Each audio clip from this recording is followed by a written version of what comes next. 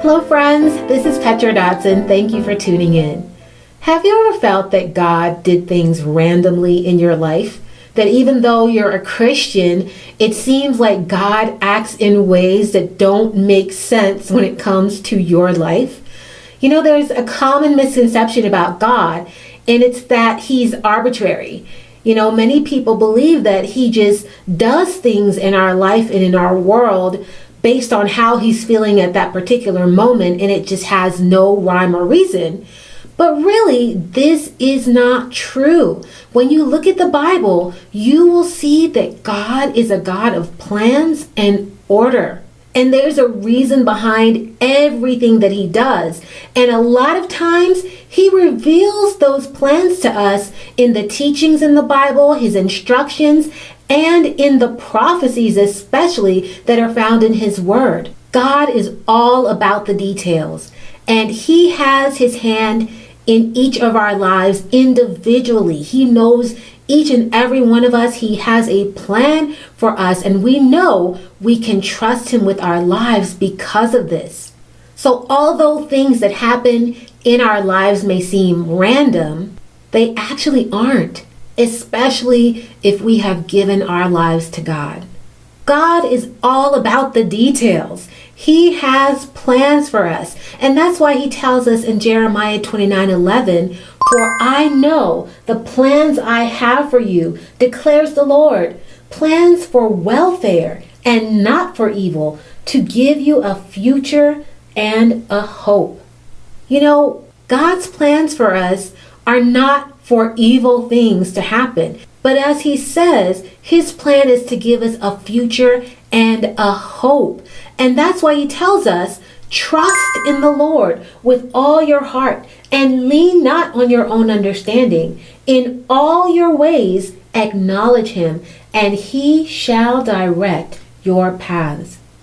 Here God is telling us to trust him. And the reason we can trust him is because he has a plan. He is all about the details of our lives. And he says that if we trust him, he will direct us. So if we follow the instructions that he gives us in his word, the Bible, we know he will work out our life's plan. Now, we can see God's detail-oriented character in the sanctuary as well. In a previous video in this series, I talked about how God commanded his people to make a sanctuary, a tabernacle, so that he could dwell with them. He could be close to them. And we talked about how the sanctuary represents God's plan to save us and restore our broken relationship with him due to sin. So when God gave the command to build the sanctuary, he did not leave the design or the plans up to Moses or any other human being.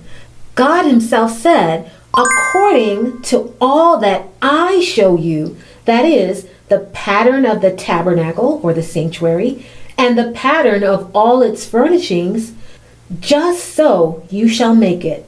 Because God is all about the details, he designed the sanctuary or the tabernacle himself, and he gave very specific instructions on how it was supposed to be built, seeing that it represents different parts of his plan to save us and restore us to a relationship with him.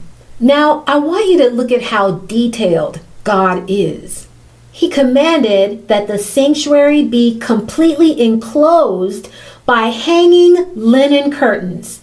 They had to be suspended from silver hooks off of a pillar of brass that was trimmed with silver. Now notice these details. And when it came to the back and sides of the sanctuary, they were formed with standing boards, a certain height, covered with gold on the inside and the outside.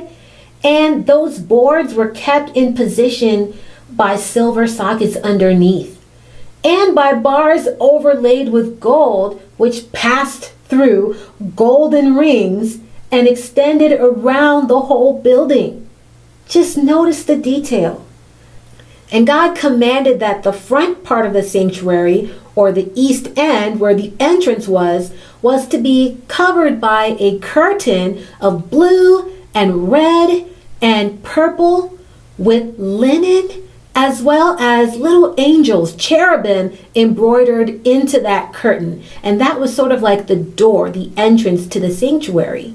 Now, in future videos, I'm going to talk more about what these colors and materials and other things represent in God's plan. But for right now, I want you to see how detail-oriented God is. He is not arbitrary at all. God always has a plan.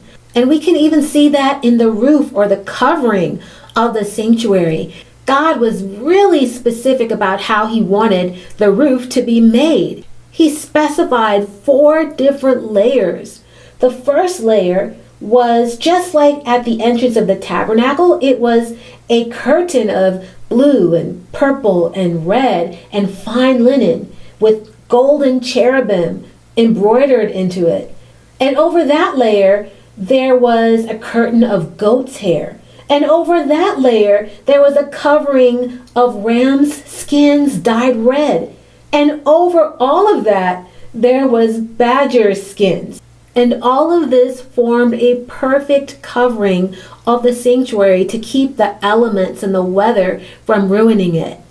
This lets us see just how detail-oriented God is. And what I've shared with you is just the tip of the iceberg of the details of this plan for the sanctuary that God put together. God is all about plans. And he reveals to us the things that we need to know so that we can have an abundant life here and finally be restored to him fully. And that's why we know we can trust him with our lives. Now, this doesn't mean that bad things will not happen in our lives. We know that because of sin, there will be hard things that come our way. But God has given us this promise where he says, and we know that all things work together for good to them that love the Lord, to them that are the called according to his purpose. This tells us that God can use all things, both the good and the bad things, for our benefit if we just trust him with our lives. Because God is all about the details. So when you feel like your life is all over the place, the things that happen to you are just random, remember, God has a plan. God is into the details, and the sanctuary shows us this vividly. And because we know he's a detail-oriented God, we know we can trust him with our lives. So today, if you want to trust God more with your life, write in the comment section, I trust that God is working out the details of my life for my good, because he absolutely is.